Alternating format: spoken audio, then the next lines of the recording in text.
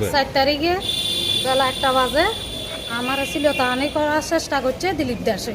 আমি কি কয় দে মায়ে লইয়া ঘুমাইছি আর পরে শিক্ষার দিছি আর পরে রাস্তার রাস্তাটা ছিল বৈষ্ণবে কি কয় যে দূরাই আইছি আইবার পরে আমি সবারে শিক্ষা দিয়া কইছি ও দিলীপ দাসে আমার ছিল তাহানি চেষ্টা করছে আমার শাড়ি ব্লাউজ সিরিয়াল আছে।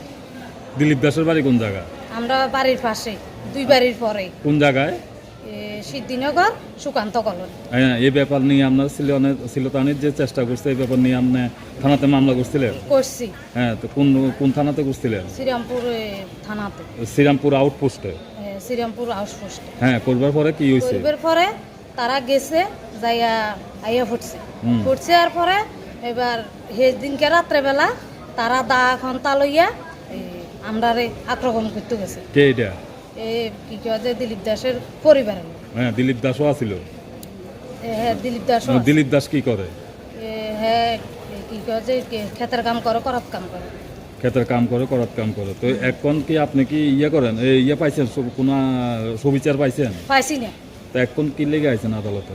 আদালতে আইছি আমি কি কয় এসপি অফিসে করু আমি কোনো সুবিচার পাইছি। এখন কি চাইতেছেন আপনি? আমি ওর শাস্তি চাইতেছি। কার শাস্তি চাইতেছেন? দিলীপ দাসের। দিলীপ দাস। দিলীপ দাস বর্তমানে কোন দলের সাপোর্টার? অকন যে ইয়েত আছে বিজেপি দলের সাপোর্টার। হ্যাঁ, বিজেপি। সে বিজেপির কোনো পার্টি টাটি হুমকি দিছে আপনারা? পার্টি হুমকি দিছে। এলাকার কোনো নেতৃত্বরা জানাইছেন এই বিষয়ে? জানাইছি।